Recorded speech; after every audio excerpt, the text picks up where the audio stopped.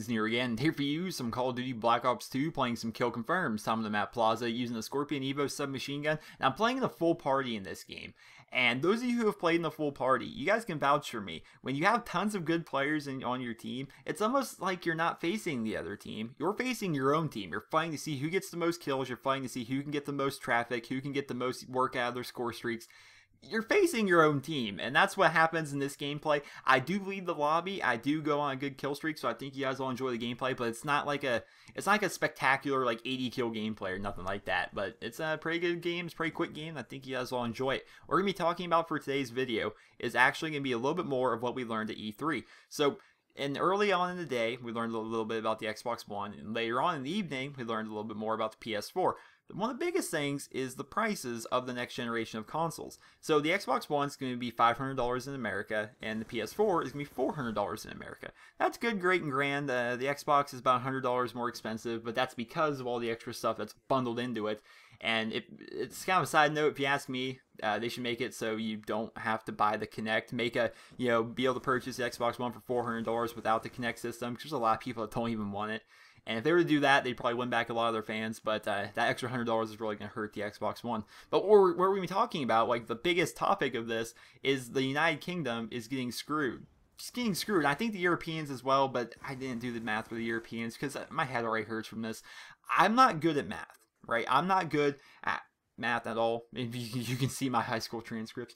I don't understand currency and exchange rates between the US dollar and British pounds. I'm not good at that. I had to do all this research and all this information before this video to hopefully lay this out for you guys, because the second, for me anyway, and I think a lot of other American YouTubers, the second most I don't know, views per country, views from countries, is from the UK, right? I get tons of views from the United States, then I also get tons of views from the United Kingdom. Right, the United Kingdom. I have a lot of people from the UK watch my videos, so I figured this is a topic worth discussing. So let's try and lay this out for you guys. Let's try and lay this out the best I can.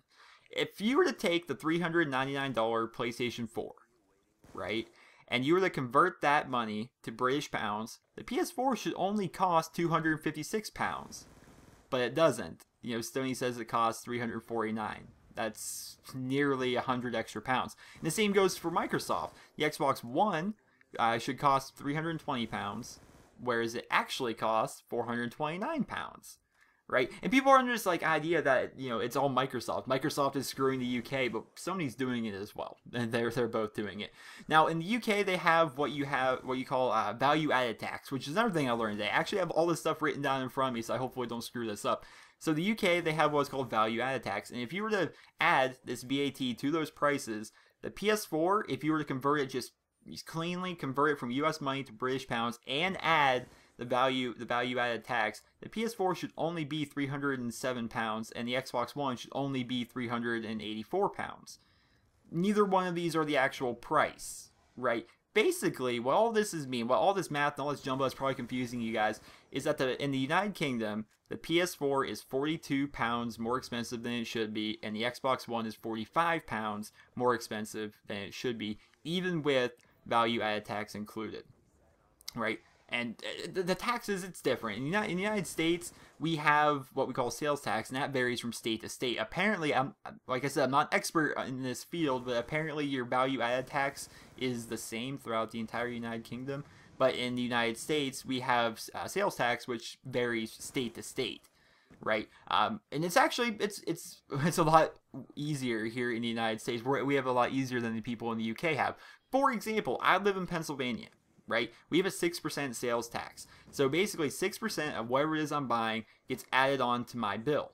So if I were to buy the $500 Xbox One with my 6% sales tax, I'm paying about $30 extra just in taxes. So that $500 console is now a $530 console. Same goes with PS4. If it's a $400 console at 6% sales tax, I'm paying about $24 extra for it. So that $400 console is now $424, about $425 for that console. Right? So we're paying a little bit extra. So I'm paying 30 extra bucks for the Xbox One, whereas over there in the UK, they're paying the equivalent of about $70 extra. So they're getting pretty screwed. And I actually asked the people on Twitter, because, like I said, I'm not from the UK. I don't understand how a lot of it works. Basically, that £45 is about $70 in America that they're paying extra. What can you buy for that? A new Xbox 360 game.